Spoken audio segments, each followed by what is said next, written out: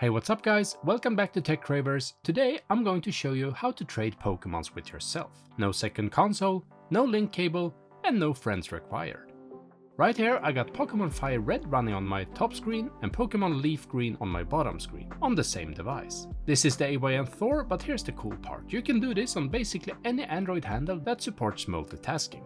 Now, quick heads up, this guide assumes that you already have emulation set up on your device and that you have RetroArch already set up as well. I have the GPSP core for my Game Boy Advance games, but you can go with whatever floats your boat. If you haven't set up the emulation yet on your device, I got a full complete setup guide where I walk you through everything, including RetroArch. Get that sorted out first and then come back here, because today we're completing the Pokédex the independent way. Alright, let's get into it.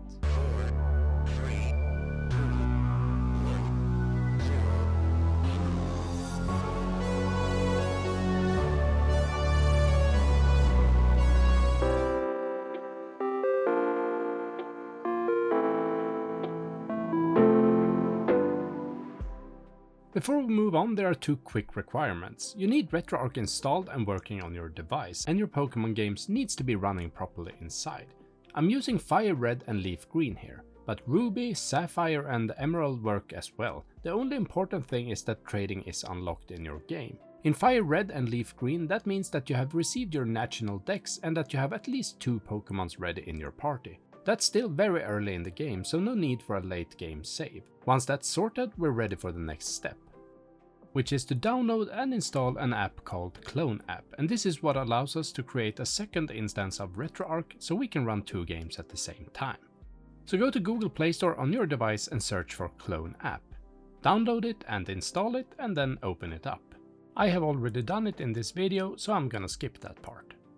If you're greeted with ads or pop-ups, just tap through them, that's normal. And once you're inside, we'll use it to duplicate RetroArch. You might need to turn your device on the side to see what's going on. Tap the blue plus icon at the bottom right corner, find RetroArch in the app list, and before you hit clone, you can rename it whatever you want, especially if you plan on running multiple instances. I'm just calling mine RetroArch 2 to keep it simple.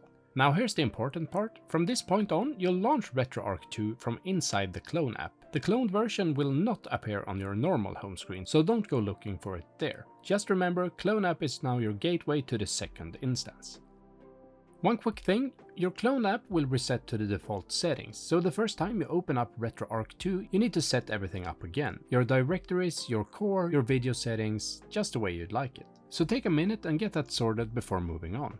And as you can see here, I'm now running my cloned RetroArch 2 on the top screen and my original RetroArch on the bottom screen. 2 separate instances, same device. Now we're ready to make them talk to each other. And for this guide, I've played up to the first city in both FireRed and LeafGreen. In both games, go to the Pokémon Center and head upstairs. And if it's your first time, you'll get a bit of tutorial dialogue, just tap through that. Then walk over to the counter in the far corner of the room. That's where we'll initiate the trade. But before we talk to that receptionist, we need to start Netplay in RetroArch. So on one screen, the top one in my case, open the RetroArch menu and go to Netplay. Choose Host and then select Start Netplay Host. You'll see a message saying you've joined as player 1. You might also get an error message popping up, but don't worry about that right now, that's normal. Now on the second screen, open Netplay settings as well. It might look slightly different if you're using another theme, but the options are the same. But this time, don't host. Instead, scroll down and select Refresh Netplay LAN list. And after a second, you should see a new option appear, something like Local Anonymous. Select that. And if everything worked, you'll see a message saying Player 2 has joined. And that's it. Your games are now connected on the same device. Now we can actually start the trade. And from here it works exactly like trading with a friend, except we don't have one, so we'll just pretend.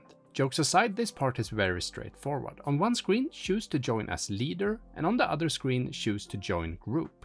Once both games are in, you'll enter the trade room just like normal.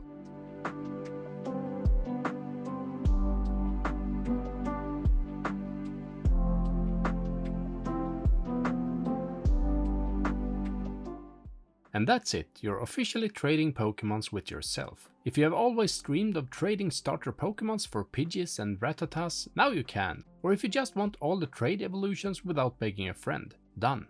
Kadabra, Alakazam. Haunter, Gengar. Machoke, Machamp. No cables, no second console. You're now completely self-sufficient in the Pokémon universe.